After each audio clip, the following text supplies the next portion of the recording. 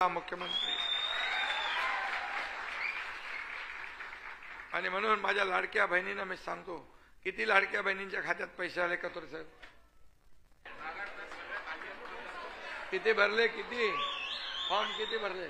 98% पेक्षा जास्त महिला आपल्या महाराष्ट्रात हायएस्ट आहेत. महाराष्ट्रामध्ये सगळ्यात नंबर 1च्या लाडक्या बहिणींचे फॉर्म इकडे भरले आणि खात्यात पण 2 हप्ते दिले, नंतर 3 हप्ते दिले. विरोधक म्हणाले की लवकर लवकर काढून घ्या, नाही तर सरकार काढून घेईल. अरे काय तुम्हाला सांगायचं, पहिले म्हणाले येणारच नाहीत. अरे पण सरकार हे काढून घेणार नाही, हे देणारं सरकार आहे. हे देना बँक आहे, ही लेना बँक नाही. ही हप्ते भरणार आहे. माझ्या लाडक्या बहिणींच्या खात्यात 5 हप्ते भरणार सरकार. पूर्वीचा सरकार हप्ते घेऊन जेलमध्ये जाणार होतं, आता माझं सरकार हप्ते भरणार आहे. आणि म्हणून मी देखील एक सर्वसामान्य कुटुंबातून आलो, शेतकऱ्याचा मुलगा आहे. मी गरिबी पाहिली आहे. माझी आई कसं घर चालवायची मी पाहिले आहे, कसे काटकसर करायची, दुधाचे पैसे, फीचे पैसे, राशनचे पैसे कशी वाचवायची. म्हणून जेव्हा माझ्या हातात अधिकार आला, मी मुख्यमंत्री झालो, तेव्हा दोन्ही उपमुख्यमंत्र्यांना सांगितलं आपल्याला अशा योजना करायच्या. ताबडतोब योजनांना आम्ही गती दिली आणि मुख्यमंत्री माझी लाडकी बहीण योजना आम्ही यशस्वी केली, सुपरहिट झाली आणि ती लोकांच्या पायाखालची वाळू सरकली. मग म्हणाले लाडक्या भावाचं काय? लाडका भाऊ पण केला. मुख्यमंत्री युवा प्रशिक्षण योजना 6,000, 8,000, 10,000 रुपये आम्ही स्टायफंड दिला, प्रशिक्षण भत्ता चालू केला. हा देणारा देशातला पहिलं राज्य आहे, आपलं पहिलं राज्य. अशा प्रकारची योजना चालू करणार. आणि म्हणून या ठिकाणी एवढंच मी आपल्याला सांगतो की ही लढाई जी आहे, ही लढाई महाविकास आघाडी आणि महायुतीमध्ये नाही आहे.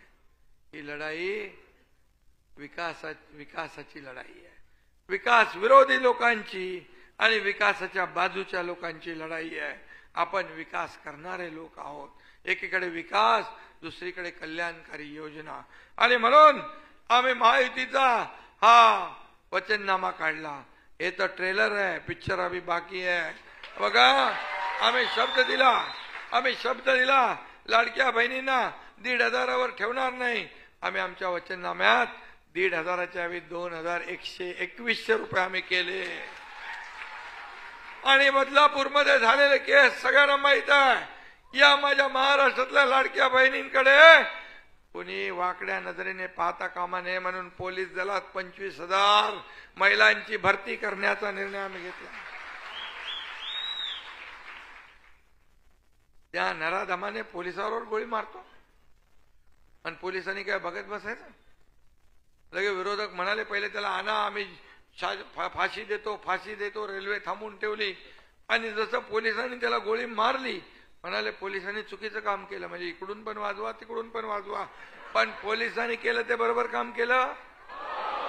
या राज्यामध्ये मुली बाळींकडे, माझ्या माता भगिनींकडे वाकड्या नजरेने कोणी पाहिल, अन्याय अत्याचार करेल, त्याला फाशीची सजा मिळाल्याशिवाय राहणार नाही.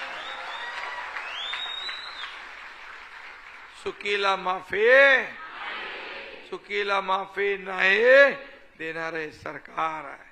25 लाख रोजगार निर्मिती करतोय, 45 गावात पानंद रस्ते करतोय, अंगणवाडी आशा सेविकांना 15,000 रुपये देतोय.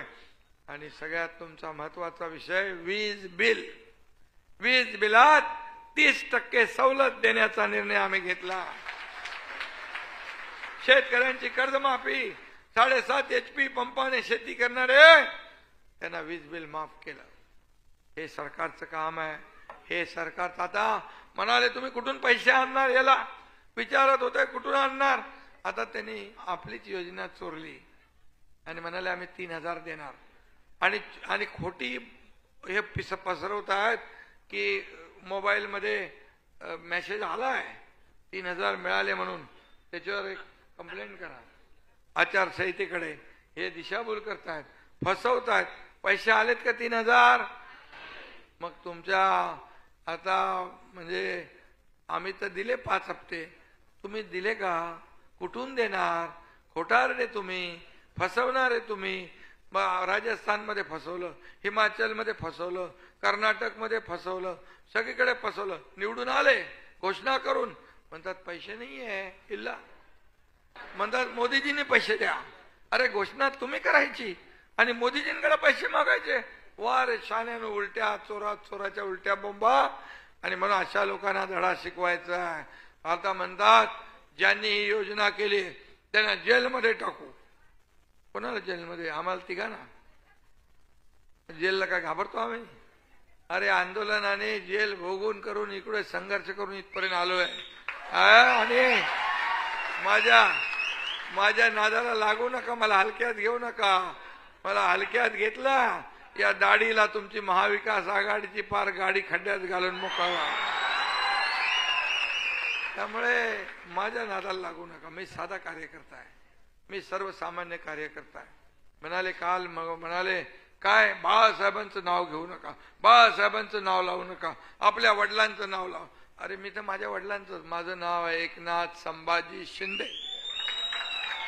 पण बाळासाहेब हे लोकनेते होते, त्यांचं तुम्ही साधं तैलचित्र सेंट्रल भवनमध्ये लावू शकले का हो?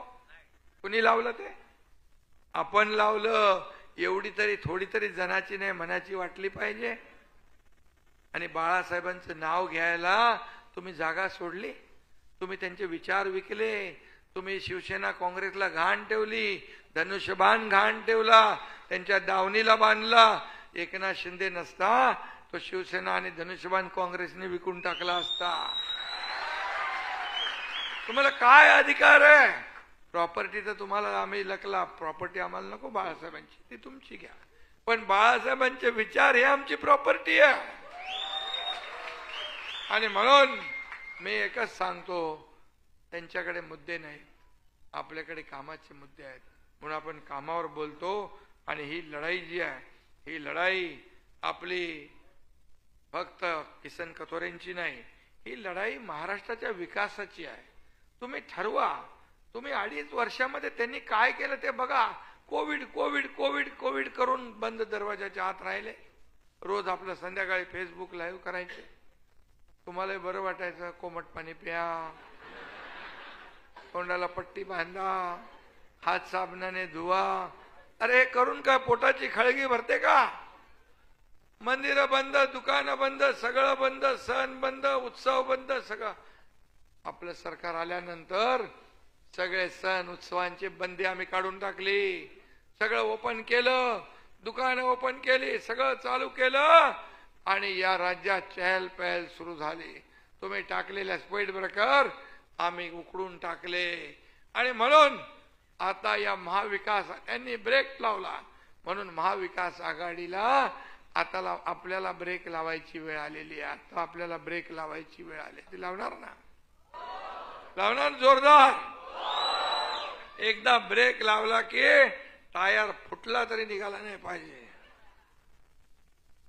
कथोरेंचा तसा ब्रेक मजबूत आहे. आणि ब्रेक लावून टाका. आणि मी आपल्याला एवढंच सांगतो, तुम्हाला वचन देतो, आम्ही ऑक्टोबरमध्ये नोव्हेंबरचे पैसे दिले. आम्हाला माहित होतं हे सावत्र भाऊ आहेत, कपटी भाऊ, हे मांजर आडवं घालणारच. म्हणतील आचारसंहिते पैसे देता येणार नाही, मग बदनाम करतील. निवडणूक आयोगाने यांची योजना बंद केली. म्हणून आम्ही ऑक्टोबरमध्येच नोव्हेंबरचे पण पैसे देऊन टाकले. आता तुम्हाला सांगतो 20 तारखेला तुमचं मतदान होईल आणि डिसेंबरचे पैसे तात्काळ तुमच्या खात्यात जमा होतील. आम्ही देण्याची नियत आहे आमची. आम्ही देणारे आहोत. आमची नियत साफ आहे. फक्त खोटं आश्वासन करणार नाही. आता राहुल गांधी आलेत तिकडे विदेशात जाऊन प्रधानमंत्रींची बदनामी करतात. तिकडे म्हणतात